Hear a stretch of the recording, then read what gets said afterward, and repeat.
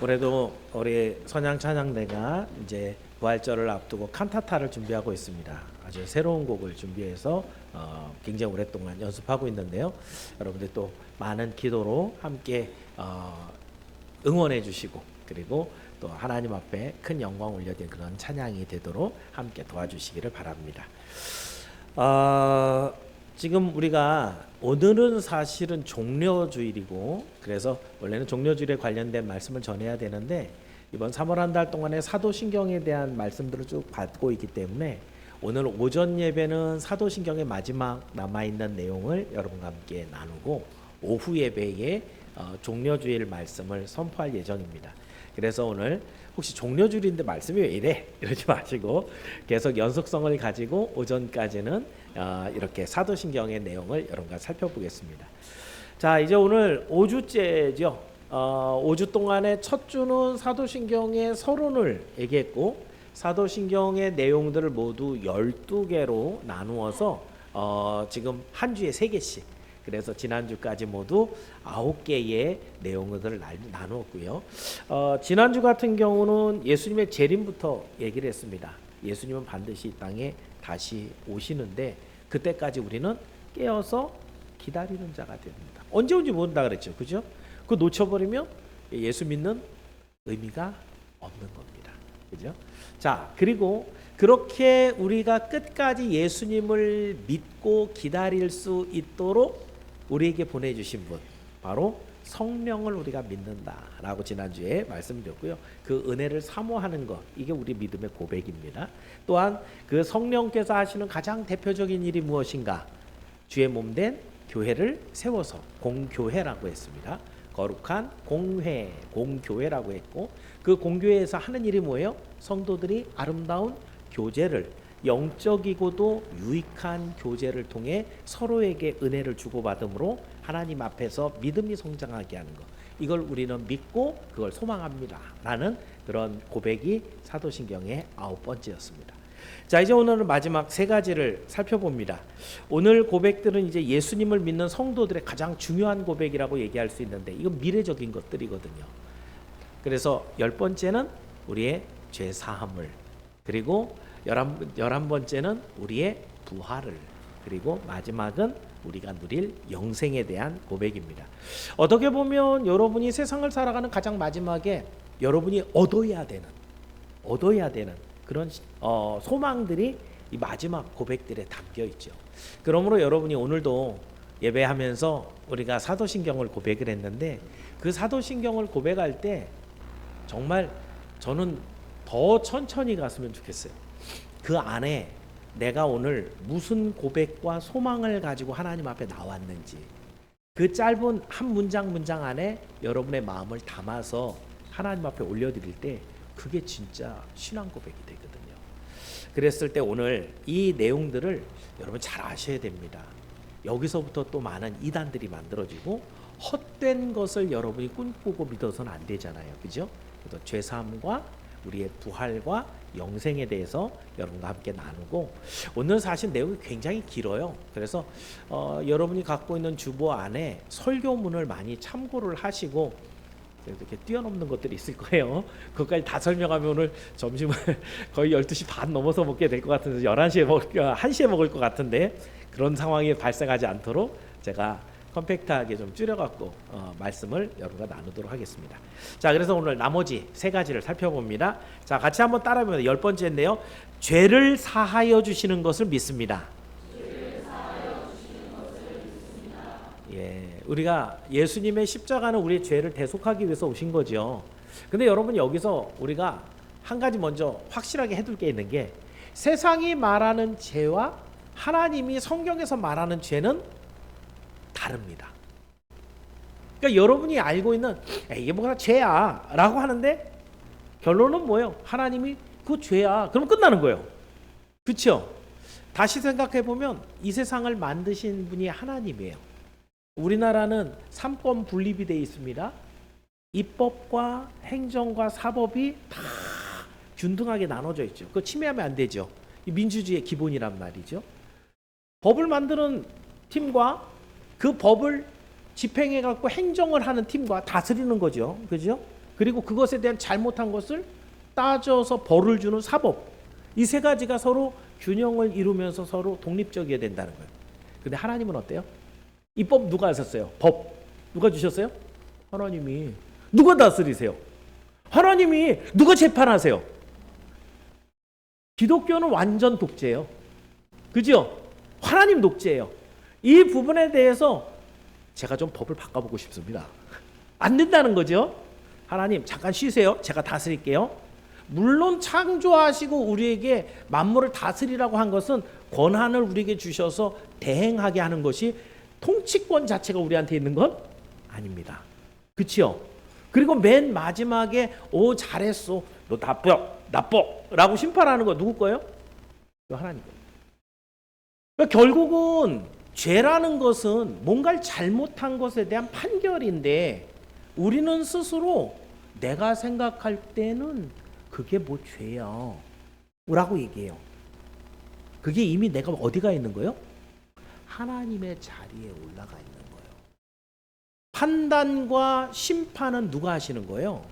하나님이. 그런데 왜 우리는 우리 자신의 죄에 대해서 그렇게 관대할까요? 아 이건 뭐 잘못했다 그래. 우리 목사님 맨날 나보고 잘못했대. 설교 시간마다 죄인이래 라고 해서 설교를 들 때마다 머리가 지끈지끈하고 설교 듣고 나면 기분이 나쁘고. 왜 그런 거예요? 죄의 개념이 다르기 때문에. 하나님이 말씀하시는 게 분명히 죄인데 우리는 내가 생각할 때 그걸 뭐 죄라고. 이미 하나님보다 위에 올라가서 내가 그거를 판단해버리고 있다는 거죠. 이런 마음이 있을 때 우리는 온전한 죄사함 가운데 들어갈 수가 없습니다. 전제가 있죠. 죄는 하나님이 지적할 때 죄 그러면 그게 죄라는 거예요. 그럼 이 죄에 대해서 특성을 성경이 제가 막 엉클어트려 갖고서 설교문에 써놨는데 순서대로 한번 죄의 특성에 대해서 얘기를 해볼게요. 죄는요 먼저 내 마음 안에 내재하면서 나를 부패하게 해요. 그러니까 죄가 우리 자녀들 기르면서 부모들이 그런 얘기 하잖아요. 얘는 원래 착한 애인데 뭘 잘못 만나서? 친구를 잘못 만나서. 그런 얘기 많이 하죠. 그죠? 근데 걔 친구 엄마는 그렇게 얘기 안 해요. 얘는 착한 애인데 얘를 잘못 만나서. 누가 잘못한 거예요? 사람은 그 죄를 내 안에 갖고 있어요. 남 탓할 게 아니라는 거죠. 성경이 뭐라고 하는지 한번 봐야 되겠죠. 예레미야 17장 9절인데 한번 읽어볼까요? 예레미야 17장 9절 시작.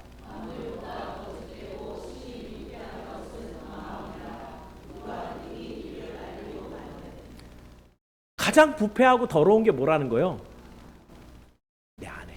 그러니까 이거를 하나님이 잘 가려놓으셔서 망정이지. 누군가 내 마음을 훤히 읽는다 그러면 창피하고 얼굴을 못 들을 거예요. 우리 안에 있는 더러운 것, 악한 생각들, 이것이 내 안에 있어요. 그러다 보니까 이 안에 있는 게 그냥 안에만 있어요? 생각을 하죠. 그걸 말로 표현하죠. 그 표현한 것이 행동으로 드러나죠. 그러면서 나오는 것을 우리는 사회학적으로 그게 행동으로 됐을 때 죄라 그런단 말이죠. 근데 죄의 근원은 어디서부터 시작했어요? 이미 여기서부터 시작하고 있는 거예요. 그죠? 그래서 그 결과 어떻게 내는 마태복음 15장 19절에서 이렇게 얘기했어요.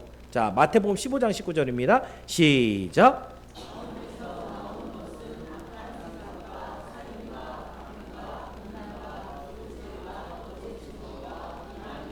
마음에서 생각하는 그 악한 것이 결국은 말과 행동으로 나와서 우리를 죄 가운데 빠지게 한다는 거예요. 자, 음악이 끝날 때까지 잠깐 기다리겠습니다. 예. 자, 중요한 것은 이렇게 죄가 시작이 돼요. 어디서부터? 내 마음에서부터. 그 예수님이 그렇게 말씀하시는 거예요.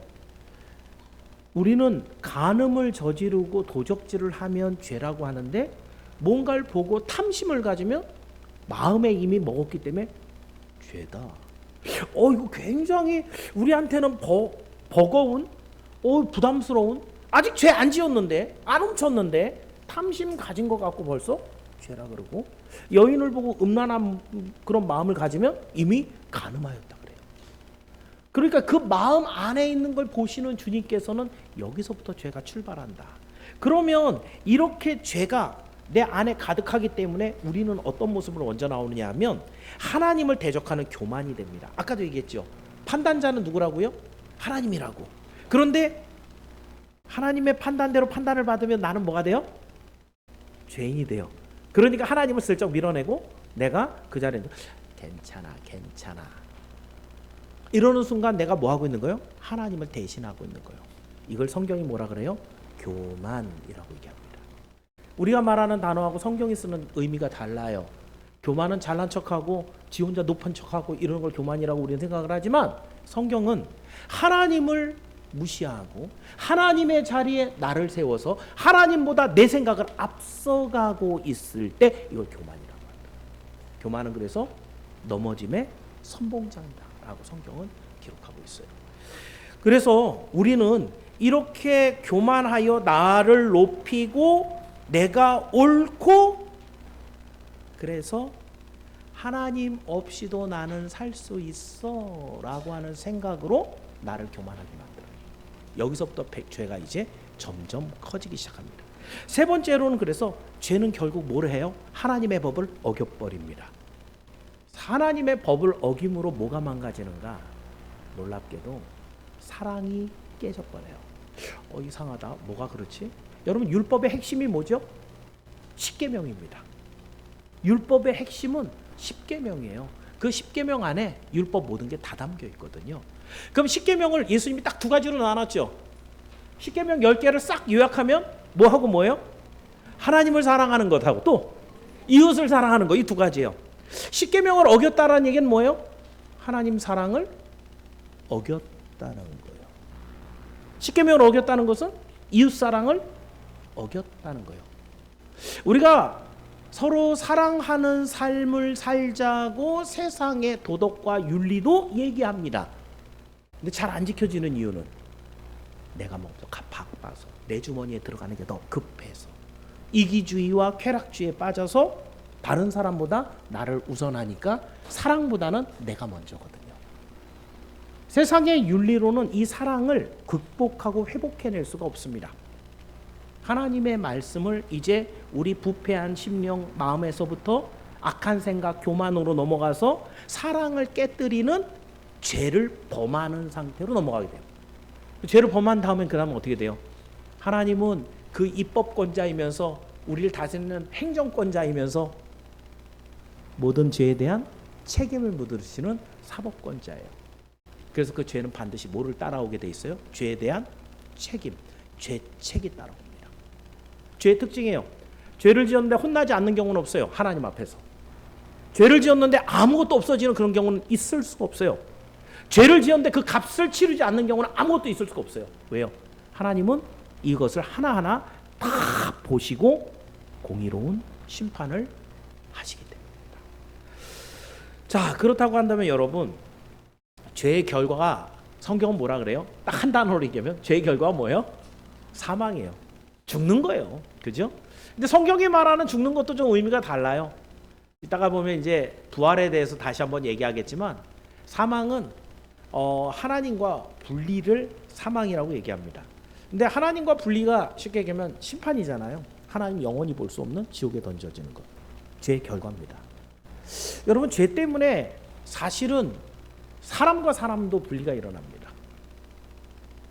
돈이 많으면 행복할 것 같잖아요. 제가 많은 얘기를 들어봐요. 어떤 사람이 로또가 됐어요. 진짜로.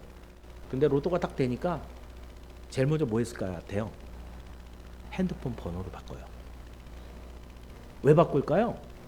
뭔 얘기인지 알죠? 로또가 되면 이 사람 저 사람 들러붙어요. 특히나 친척들이. 로또 됐다며. 내가 좀 어려운 일인데 나 요만큼만 줘. 사방팔방에서 전화가 다운되는 거예요. 그래갖고 다 그걸 얘기하기 귀찮으니까 핸드폰으로 바꿔버렸어요. 이제 편안하게 살았어요. 10년 동안. 친척들은 무슨 생각했을까요? 저건 인간도 아니야. 돈 좀 있다고 그래. 생겼다고 그거 좀 나눠주면 어디가 덧나서 친척은 다 분리됐어요.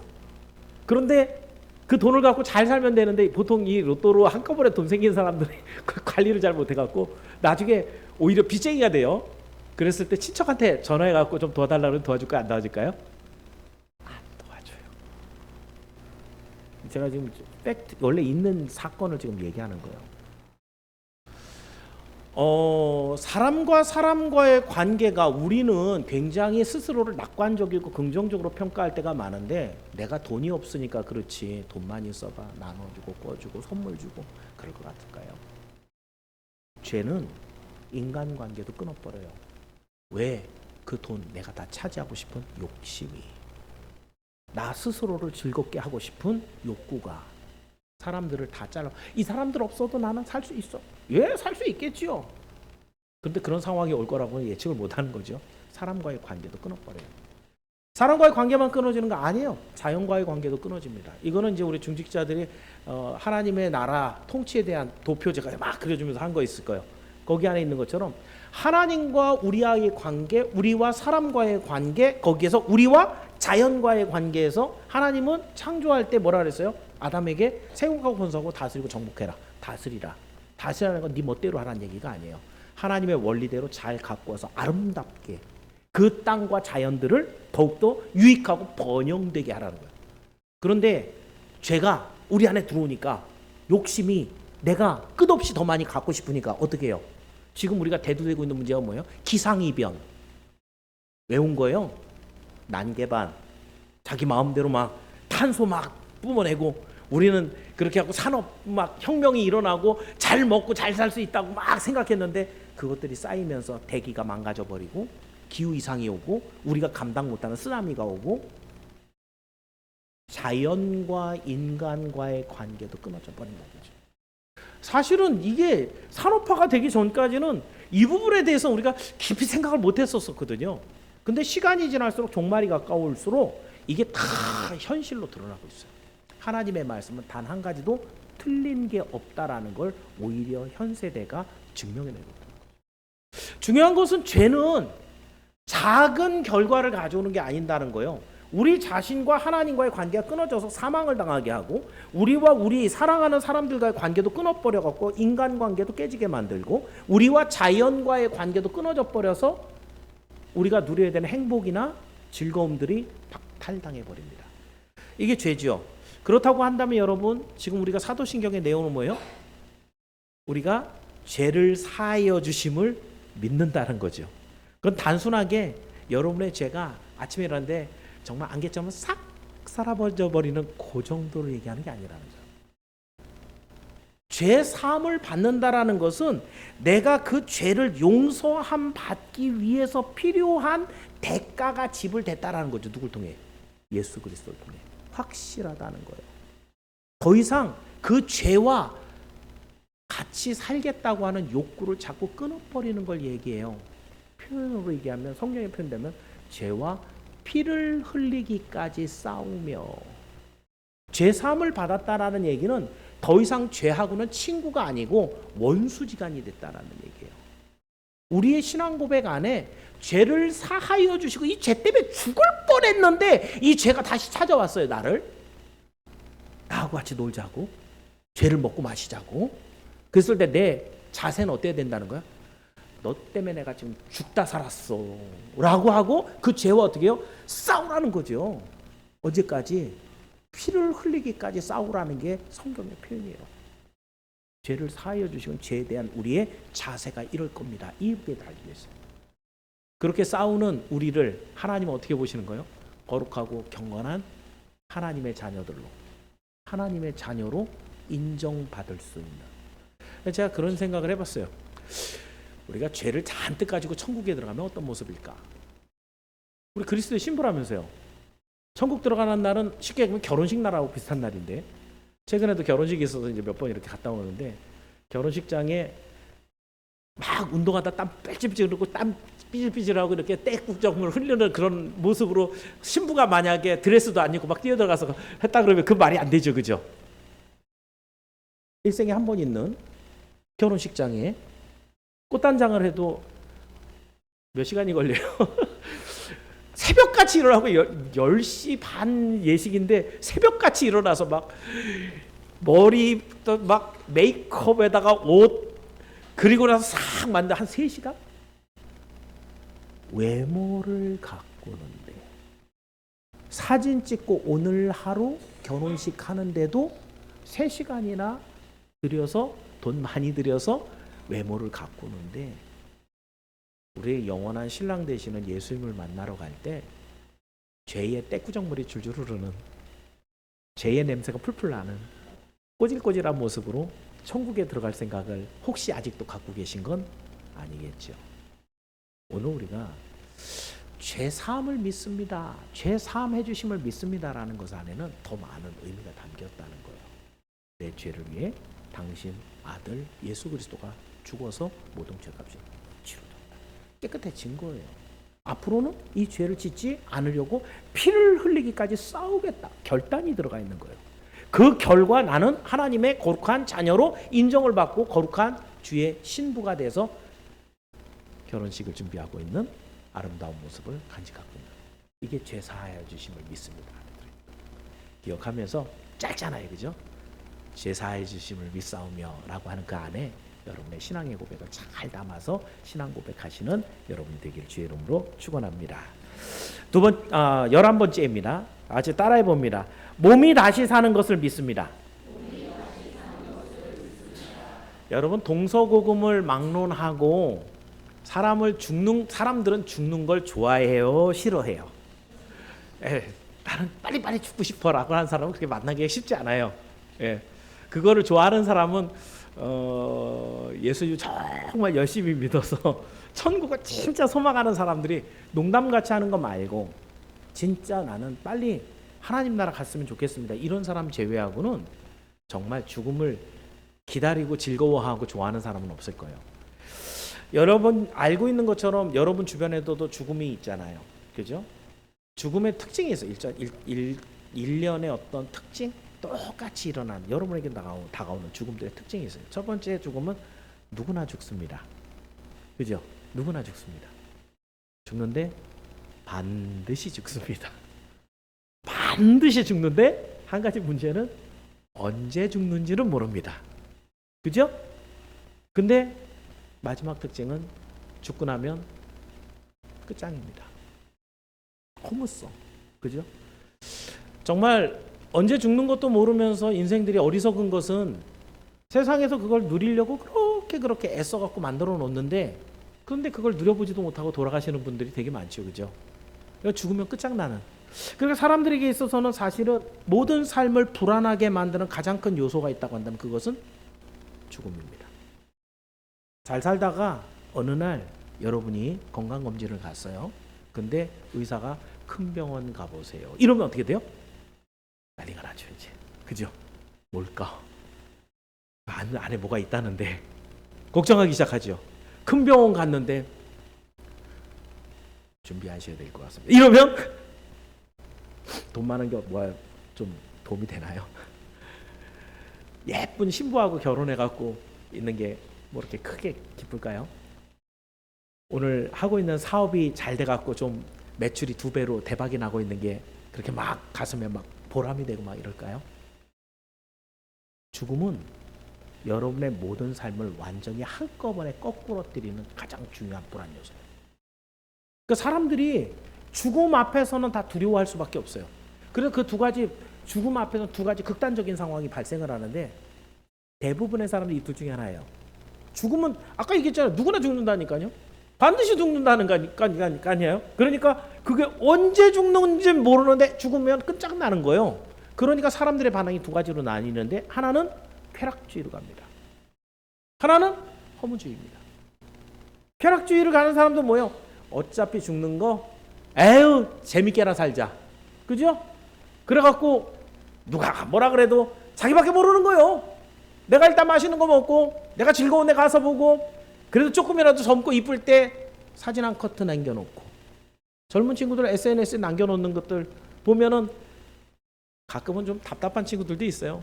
그 시간에 공부 좀 하고 돈도 좀 모으고 미래를 준비했으면 좋겠는데 미래가 안 보이는 거죠. 왜요? 평생 일해도 서울에 집 한 채 살 수가 없으니 오늘을 놀자. MZ세대예요. 하루를 그렇게, 오늘 한 달을 그렇게 즐거움을 누리면서 그 시간들을 탕진해버려요. 언제까지? 죽음을 맞닥뜨리기 전까지. 쾌락주의. 사실은 나는 그렇게 좋은 거를 추구하고 맨날 뭐 놀고 뭐 먹는 거 이런 거 좋아하지는 않아 라고 얘기하지만 그 범주가 조금 차이가 있을 뿐이지 똑같아요. 자기 즐거움 때문에 살아가고 있어요.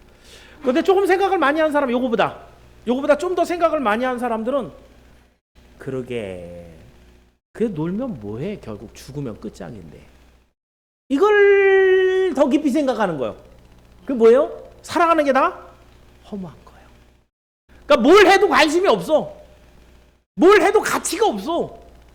뭐 그거 하면 뭐해? 죽을 텐데. 이게 허무주의예요. 결국 허무주의자들은 쉽게 자기 인생을 던져버리기도 하고 모든 인생의 가치를 무시해버리는, 굉장히 세상을 뒤에서 굉장히 많이 아는 것 같지만 혼자 다 세상을 외면하고 세상을 무시하는 이런 삶으로 살아가게 되죠. 여러분, 인생의 가치가 만약에 죽음 앞에서 한 방에 다 무너져 버리는 이 허무주의라고 한다면, 또는 쾌락을 쫓아가다가 인생이 죽음 앞에서 완전히 꼬꾸라져 버리고 끝나버리는 그런 인생이라고 한다면, 여러분 인생이 뭐 그렇게 가치가 있습니까? 그거 살아봐야 100년도 못 사는 그 인생에 발버둥 치는 그 이유가 무슨 가치가, 의미가 있습니까? 세상의 모든 윤리나 도덕을 다 총망라해 갖고 나라를 구하든 사람들을 위해서 선한 일을 하든 아니면 악당 짓을 해 갖고 사람들의 그 뇌리에 확 박혀서 이름이 잊혀지지 않든 그 인생들의 삶의 가치를 뭐 어디서 찾을 거냐 이거예요. 근데 성경은 그렇지 않아요. 하나님은 인생을 그렇게 만들지 않았거든요. 그래서 사람들은 이렇게 죽음을 이기지 못함으로 쾌락주의와 허무주의에 빠지지만, 성경은 반드시 인생에게는 가치가 있다라는 것을 말해줍니다. 자, 그렇다면 이제 부활을 얘기하기 전에 오늘 성경에서 부활을 얘기하는데, 부활에는 제가 넘어갈 거지만 세 가지 부활이 있어요. 육신의 부활이 있고요, 영혼의 부활이 있고요, 성경이 표현하는 영원한 부활이 있습니다. 이거는 여러분이 지금 설교문을 참조하도록 하고요. 11번째 고백은 몸의 부활입니다. 무엇의 부활이라고요? 몸의 부활이에요. 몸이 부활하는 거예요. 자, 생각해보면 부활하는 대상은 누굴까? 몸의 부활이기 때문에 부활은 육신과 영혼을 갖고 있어야 돼요. 천사는 영혼을 갖고 있죠. 육신은 있어요, 없어요? 없어요. 천사 부활해요, 안 해요? 못해요. 육신이 없어서. 그죠? 동물은 육신이 있어요, 없어요? 있어요. 영혼은 있어요, 없어요? 뭐 영혼, 쟤는 눈빛이 영혼 깊숙한데 없어요. 동물은 영혼이 없어요. 성경이 그렇게 말하고 있어요. 그러니까 여러분, 동물들은 부활해요, 안 해요? 안 해요. 그러니까 우리 집 뽀삐가 죽었는데 천국에서 만날 수 있겠지요, 목사님? 물어보시면 안 돼요. 부활 없어요. 지금 제가 웃기게 얘기를 하지만 이런 거 하나도 성경적인 그 진리를 정확하게 모르니까 누가 질문했을 때 대답을 못 해주는 거예요.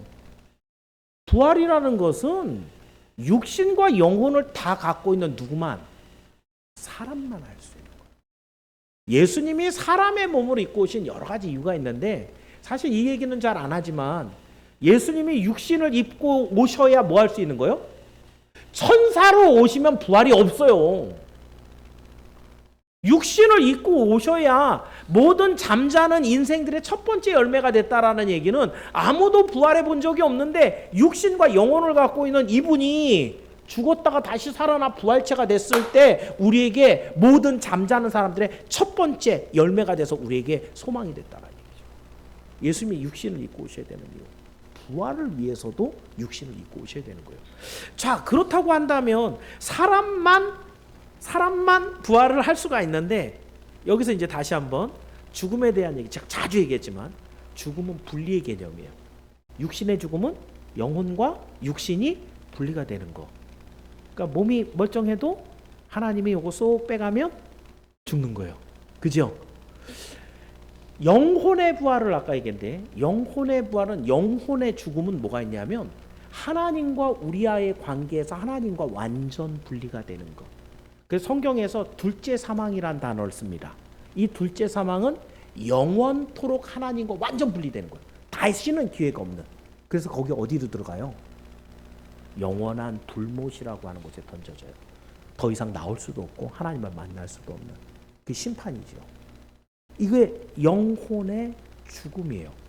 자, 그렇다고 한다면 여러분이 한번 생각해 보세요. 여기서 재미있는, 여러분이 이제 많이 질문이 나오는, 죽었어요. 여러분이 만약에 그러면 육신은 어떻게 되죠?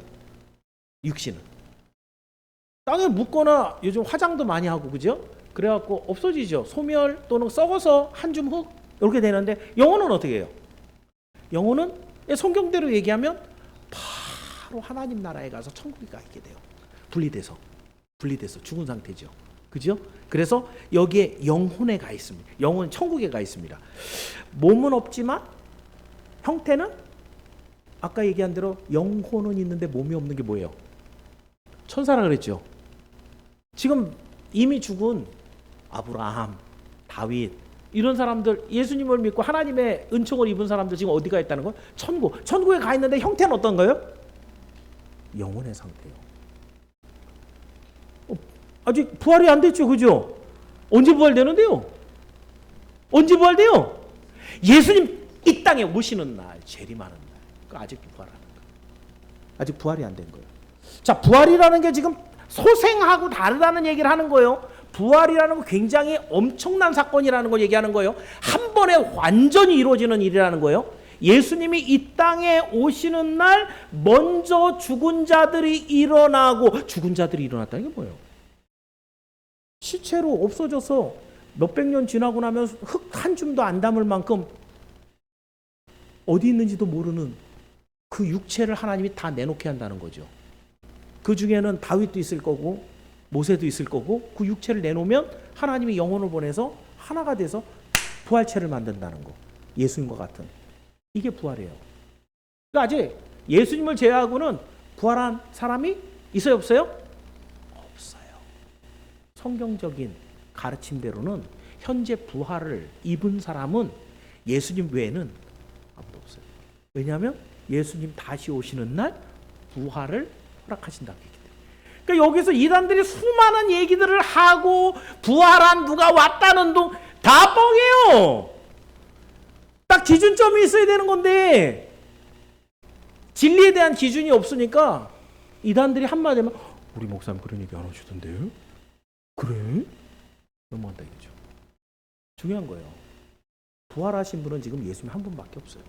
우리 부활은 예수님 재림하는 그때에 이루어집니다. 자, 그런데 예수님 재림할 때 부활하는 게 우리만 부활하는 게 아니에요. 죄 지은 사람도 영원토록 지옥에서 고통을 당하도록 부활을 해요. 그 내용이 어디 써 있냐면 요한복음 5장 28절 29절인데 한번 읽어볼까요? 자, 요한복음 5장 28, 29절입니다. 읽어봅니다. 시작.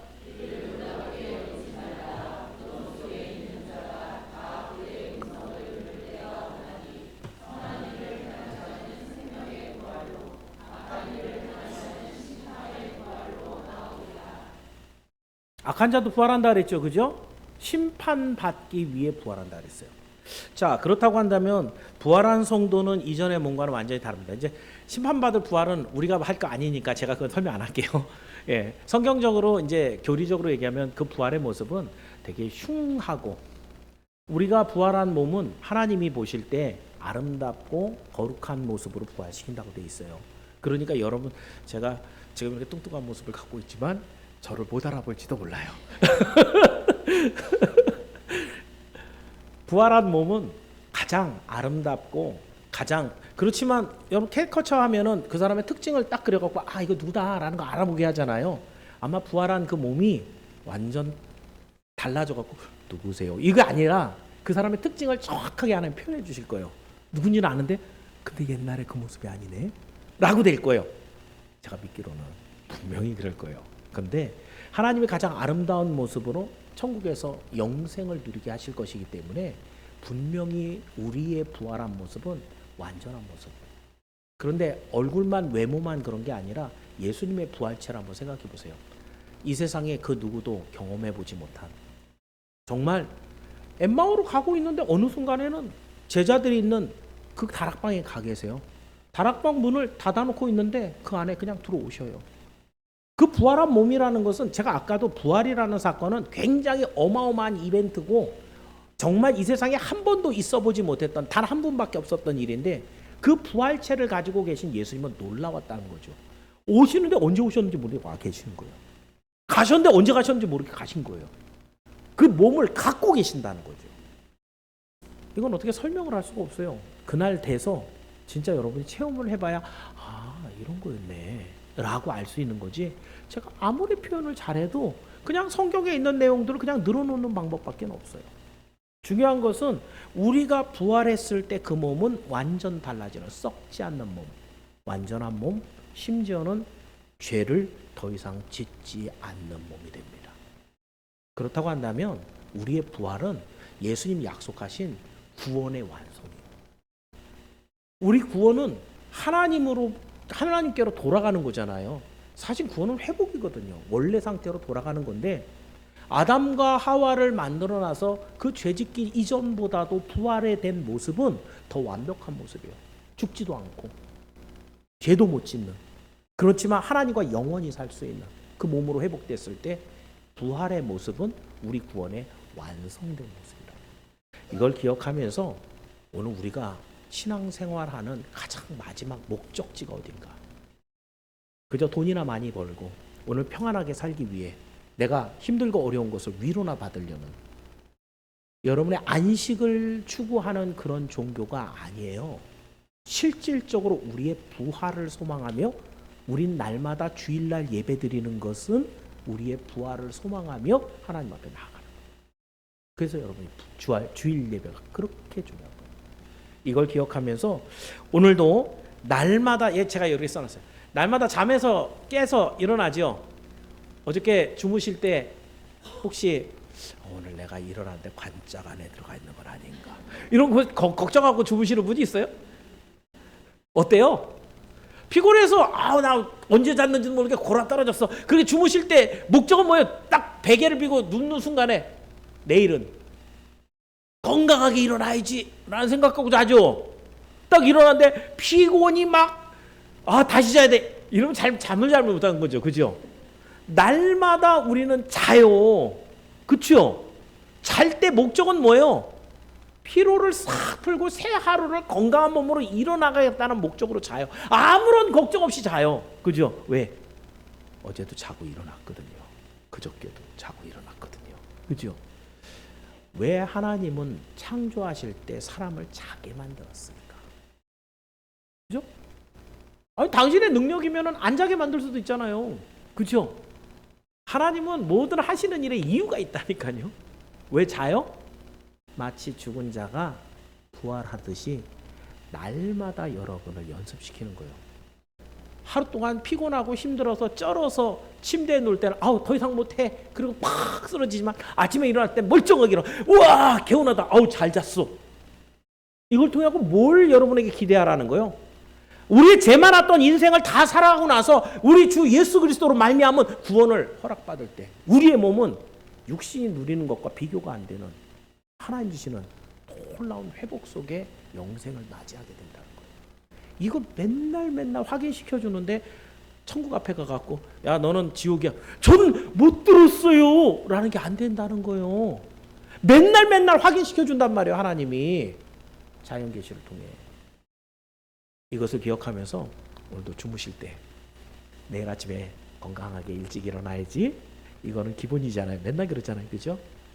주님, 내 인생 마지막 날에 이렇게 자고 일어났을 때 주님 나라를 내가 만나게 하옵소서.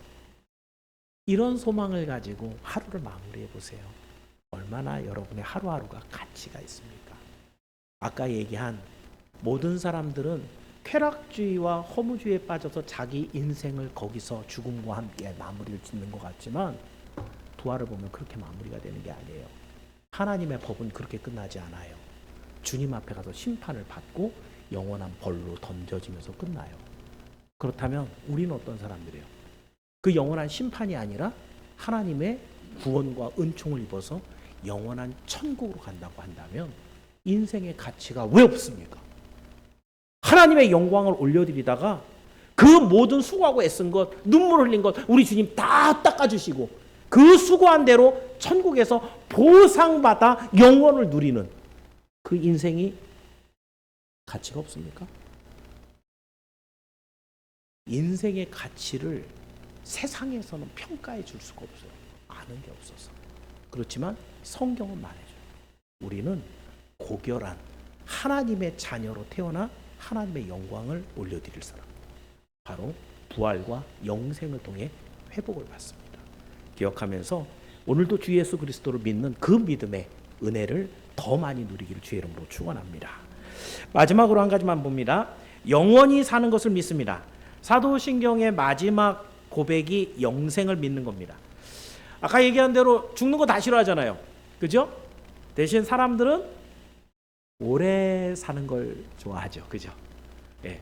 그래서 여러분 지금 과학과 의학이 발달하는 이유 뭐예요? 사람들이 오래 살고 싶어 하니까. 그죠? 그래서 좋은 약 만들면 사람들이 앞다퉈 사 먹잖아요.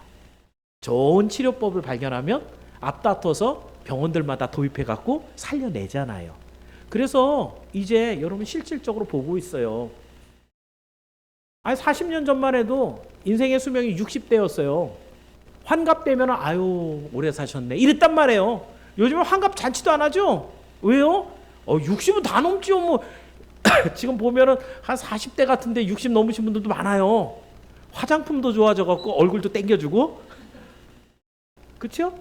예, 운동하면서 신체 나이를 뭐 60대인데 막 40대 같이 만들기도 하고 오래 사는 걸 원한단 말이에요. 과학이 발달하고 의학이 발달해서 인간의 수명은 많이 늘렸어요. 근데 이게 한계가 있어서 올해는 사는데, 그래서 살려는 놓는데 여기저기 불편한 데가 많아요. 고장 나고 삐그덕거리고 여기저기 아파서 오래 사는 게 행복하지 않아져요. 우리는 죽음이 싫어서, 죽는 게 두려워서 오래 살고 싶은데 오래 사는 것이 행복해야 의미가 있잖아요. 근데 오래만 사는 거요. 숨만 붙여놨지 아침에 일어나면 허리 아프고 아침에 일어나면 5만 가지 통증이 다 와서 먹지도 제대로 못하고 맨날 먼저 병원부터 갔다 와야 되는 이런 삶을 살아가는데 오늘도 행복해 이러기는 쉽지 않을 거예요. 오래 사는 것이 과연 행복한 일인가? 성경에 보면 기본 900년을 살았던 시대가 있었어요. 그죠? 예. 근데 거기에 제일 행복하게 살았을 것 같다라는 사람이 하나 있는데 이 사람은 겨우 이 세상에서 365년을 살았어요. 누구예요?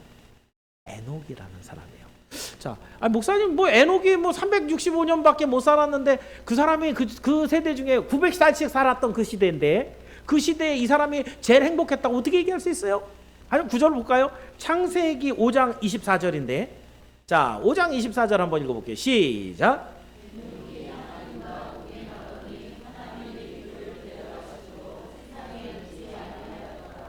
일단 기본적으로 에녹은 죽은 거예요, 안 죽은 거예요?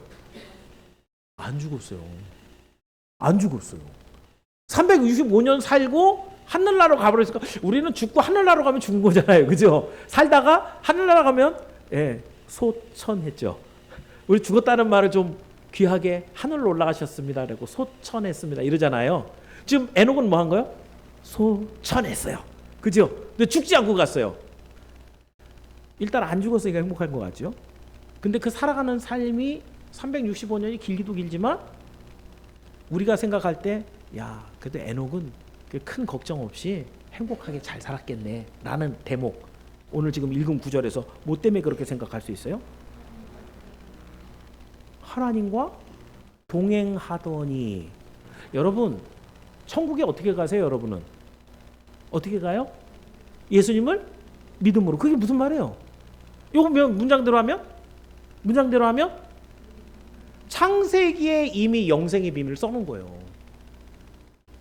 신약 시대에 예수님이 등장하기 전에 예수님을 믿고 천국에 간다는 얘기를 구약의 언어로 표현한다면 하나님과 동행하는 삶. 예수님이 하나님이잖아요. 예수님을 믿는다는 게 뭐예요? 그 말씀이 내 안에 들어와서 예수님과 함께 동행해 살아가는 거예요. 똑같은 말이죠. 그러니까 영생의 비밀은 신약 성경에 막 시작하면서 나온 얘기가 아니라 구약에서부터 하나님이 누누이 말씀하신 내용이라는 거예요.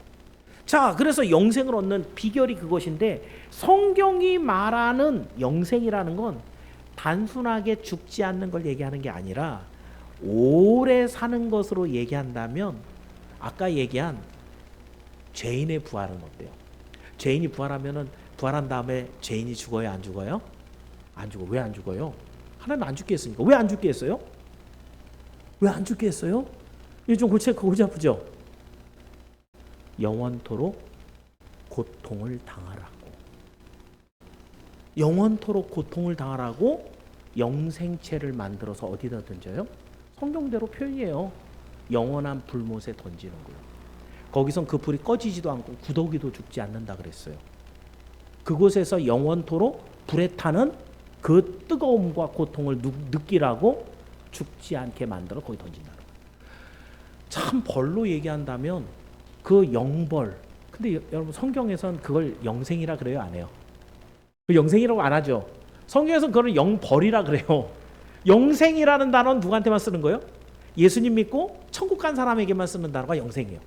그러니까 그냥 이 영생이라는 단어가 영원히 산다라는 개념을 갖고 있는 게 아니라는 거예요. 그죠? 영원히 사는 건 지옥에서도 영원히 살거든요. 그럼 영생이라는 단어 안에 뭐가 들어있는 거예요? 주님과 함께 동행한다 그랬으니까 거기 가서 동행을 하는데 기본. 그죠? 죽지 않는 거 기본. 그런데 그 안에서 주님과 함께 영원히 살면서 재밌다는 거예요, 재미없다는 거예요? 영광과 기쁨 가운데 행복과 평안을 누리는 영원한 기쁨을 누리는 곳이 영생 안에 담겨 있다는 거죠. 여러분, 그래서 이 영생을 우리 모든 성도들은 누리기를 바라고 이것이 우리의 소망인데, 영생을 어떻게 얻게 될까? 이것도 단계가 있더라고요. 보면 영생은 처음 어디부터 시작하냐면, 영생은 어디서부터 시작할 것 같아요? 성경대로 얘기하면 예수님을 믿는 순간에 시작하는 겁니다. 확인해 볼까요? 자, 요한복음 5장 24절인데 읽어볼게요. 5장 24절 시작.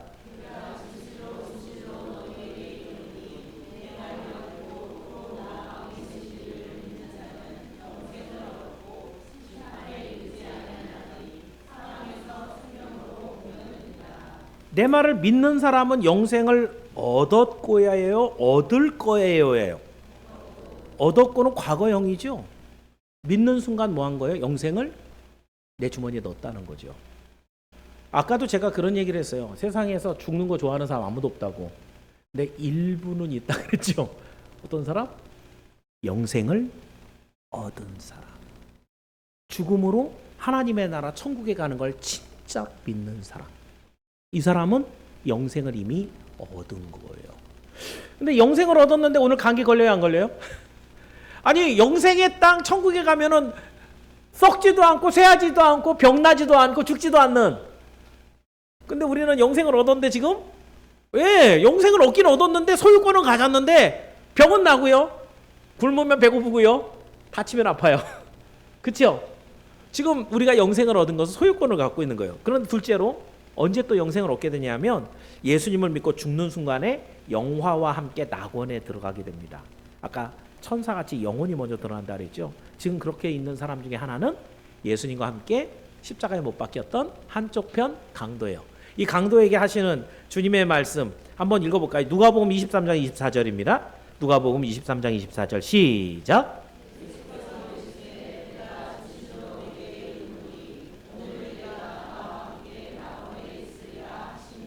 죽고 어디 갔어요? 낙원. 그러니까 성경에는 천국을 되게 다양하게 표현해요. 하나님 나라, 천국, 낙원. 다 같은 곳이죠, 그죠? 죽고 바로 지금 거기 가 있는 거예요. 지금도 거기 있을 거예요. 그렇죠? 거기에서 지금 하나님과 함께 즐거움을 누리고 있는데 아직 부활했어요, 안 했어요? 언제까지? 언제까지 기다려야 돼요? 예수님 재림할 때까지. 그죠? 재림하고 나면 지금도 영생을 누리고 있는 중인데 근데 조금 달라요. 부활하고 난 다음에. 자, 부활하고 난 다음에는 마지막은 재림의 날인데 신자는 부활함으로 영광스러운 몸으로 함께 영생을 누립니다. 여러분 한번 생각해 보세요. 이게 무슨 차이냐면 똑같은 건 아니에요. 여러분에게 생각할 수 있는 그런 예시를 주는 거예요. 꿈을 꾸는데 여러분이 좋은 꿈, 내가 재벌이 됐어요. 그래갖고 딱 내가 내려오니까 멋있는 차가 타시죠 회장님 딱 열어줘. 김 기사 가. 오늘 파티가 있는데 그럼 얼마 든다고? 2억? 아유 좀 더 써. 가서 필요 현장 가갖고 회장님 감사합니다 막 어쩌고 어이 음식 괜찮네. 꿈에 그죠? 즐거워요 안 즐거워요? 즐겁죠? 그런 꿈은 깨고 싶어요? 깨고 싶지 않아요? 깨고 싶지 않지요 그죠? 근데 거기서 맛있는 거 먹고 막 사람들하고 악수도 하고 뭐 좋은 옷도 입고 뭐 신나게 놀고 그러는데 깨고 나면 그게 다 감지가 돼요 어때요? 아침에 꼬로록 감각이 안 되는 것들이죠. 육신이 감각을 한다라는 것은 꿈에는 얼마든지 정신적으로 즐겁게 그렇게 지낼 수가 있지만 육신이 감각하는 걸 못 따라옵니다. 부활을 하고 나면 육신을 얻어요. 그 육신은 완전한 육신이에요. 감각 기관도 탁월할 거라고 저는 생각을 해요. 어르신들 지금 나이 들면서 눈도 좀 침침하고 귀도 잘 안 들리고 소화도 잘 안 되고 먹어도 이게 무슨 말인지 맛인지 잘 모르겠고 감각 기관의 기능이 떨어지게 된단 말이에요.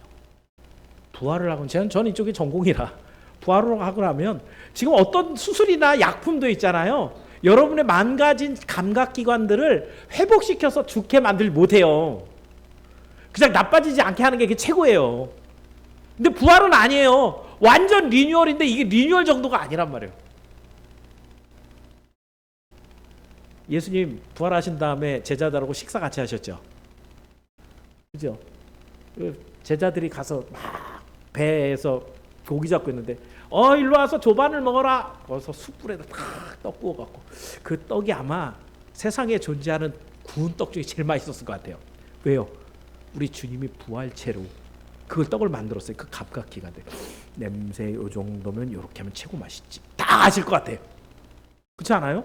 제 생각에는 그때는 아주 최고 인류 요리사였을 것 같아요. 제자들이 그거 받아 먹으면서 맛있다 그랬을 것 같아요. 주님이 그 조반을 같이 드십니다. 그 고기 잡아온 거 가져오너라 같이 구워 드십니다. 부활하신 주님이. 부활한 우리가 먹고 마시는 것뿐만이 아니라 누리는 모든 감각들이 소리를 듣더라도 우리 찬양대가 소리를 했는데 여러분 정말 절대 감각이 있는 사람들만 네 파트가 나오는 소리가 다 들려요. 소프라노, 엘토, 베이스, 테너가 다 들리면 베이스는 빠졌네. 근데 우리는 뭉뚱그려갖고 그냥 멜로디가 괜찮고 여기는 피아노가 먼저 튀어나오네 이 정도만 알지 감각기관의 한계라는 거예요. 근데 부활했을 땐 다 들리는 거예요. 작고 미세한 소리까지 정말 미세한 냄새, 향기까지 사람이 말하는 그 아름다운 말의 의미까지 감각기관이 굉장히 좋아지는 거죠. 여러분 부활한 다음의 모습은 여러분이 지금까지 누려왔던 그런 것과 완전 다른 삶이 되는 거예요. 그래서 부활을 우리 주님이 약속하시고 그걸 소망하라는 거죠. 그렇게 영원토록 누리는 게 영생입니다. 자, 그렇다고 한다면 여기에 이 재림의 날 우리는 하나님을 찬미하는 완전한 모습으로 부활하게 되는데 여기서 이제 제가 가끔 하는 질문이 있어요. 서울에서 부산까지 가장 빠르게 가는 방법이 무엇인가? 가끔 제가 질문 드리는데 어떻게 가요? KTX 아니고요. 사랑하는 사람과 가는 겁니다. 시간이라는 것에 우리는 속박이 되면서 비행기, KTX라는 답이 먼저 나오죠. 근데 그 시간이 4시간은 걸리고 3시간은 걸려요. 근데 옆에 냄새나는 뚱땅한 아저씨가 나 같은 사람이 앉아가고 이러고 갔어. 빨리 가는 것 같아요? 천천히 가는 것 같아요?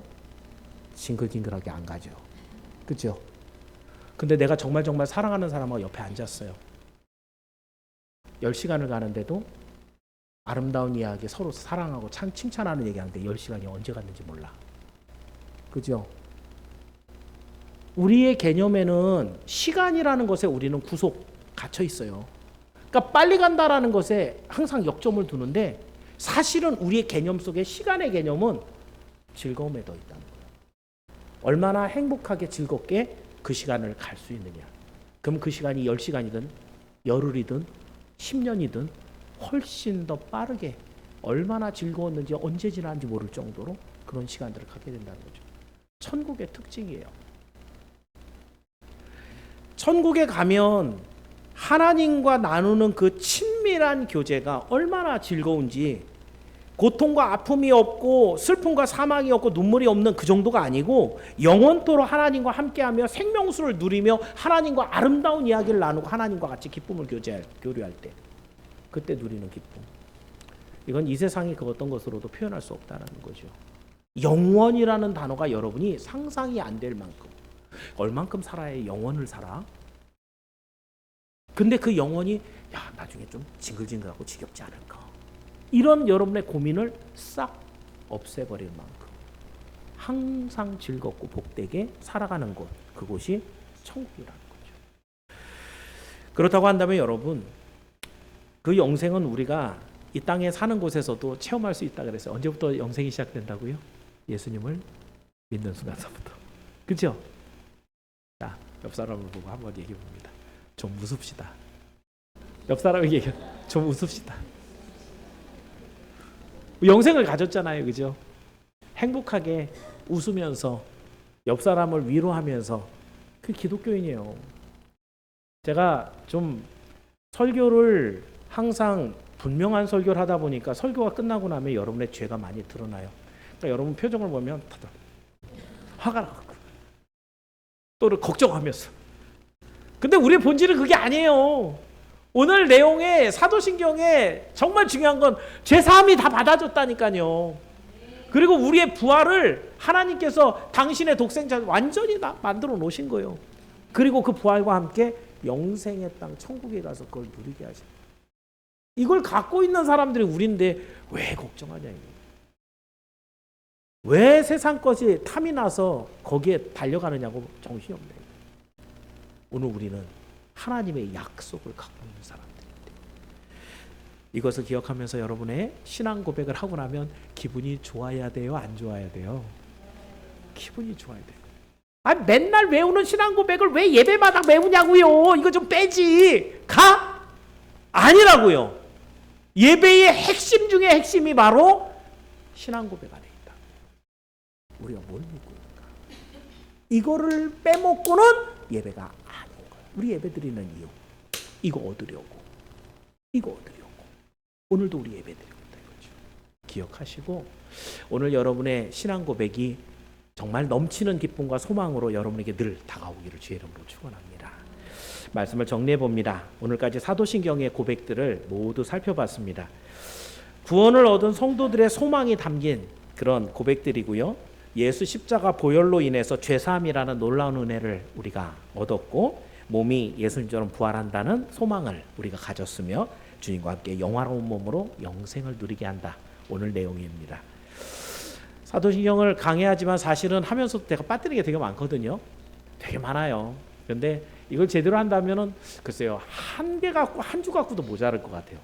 근데 만약에 12주간 한다 그러면 여러분 어떻게 될 것 같아요? 징글징글 하겠죠, 또. 그죠? 그래서 되도록이면 빨리 이렇게 3개씩 해서 끝냈지만, 사실은 여러분이 신앙 고백을 하면서 누릴 수 있는 묵상의 깊이, 천천히 하라는 얘기가 그거예요. 오늘은 이 구절에서, 오늘은 저 구절에서 하나님이 주시는 은혜가 달라요. 예배를 지금 자꾸 여러분에게 나오세요, 이건 억지로 하는 거죠. 우리 원로 목사님이 하시는 말씀 좀 누려보십시오. 그게 더 적극적인 표현이에요. 누려보십시오. 어떻게? 그 안에 담겨있는 의미들을 알아야 묵상을 하고 누리지요. 그죠? 그러라고 지금 3월 동안, 한 달 동안 내내 사도신경 안에 담겨있는 의미들을 여러분과 함께 나누었습니다. 감사하게도 오늘 우리는 또 사도신경을 외우고 있습니다. 그리고 그것을 하나님 앞에 고백하고 있습니다. 날마다 여러분이 드리는 사도신경의 고백을 하나님이 믿음의 고백으로 받아주시기를 원하고, 이 고백이 여러분 안에 분명한 믿음이 돼서 무슨 일을 만나더라도 이미 영생을 가진 사람으로 하나님 앞에 구하여 해결함을 받고 정말 약속한 그 천국에서 영생을 함께 누리는 저와 여러분이 모두 되기를 주님의 이름으로 축원합니다. 기도하겠습니다. 은혜로우신 아버지 하나님, 오늘까지 사도신경 강해를 잘 마치게 하심을 감사합니다. 조금은 지루하고 딱딱한 교리적인 내용도 있었지만 우리가 살아가는데 모르면 마귀에게 농락을 당할 수 있는 참 중요한 구절도 많았습니다.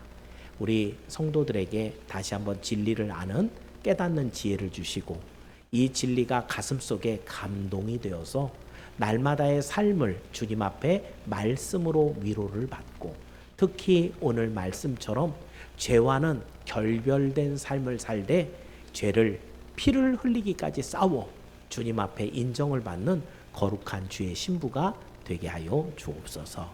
특히 우리 마음속에 소망하고 있는 바 하나님의 나라입니다. 주님이 약속하신 부활을 통해 저 영원한 땅 천국에 들어갈 때 이 말씀이 진짜 하나님의 말씀인 것을 우리는 확신하고 체험하게 될 것입니다. 오늘 우리 안에 이 영생을 약속하심을 다시 한번 깨닫고 오늘 하루를 기쁘고 즐겁게 살아가며 영생을 누리기에 합당한 주님의 자녀로 오늘도 훈련되어 가게 도와주시옵소서. 감사드리며 예수님의 이름으로 기도하옵나이다. 우리 함께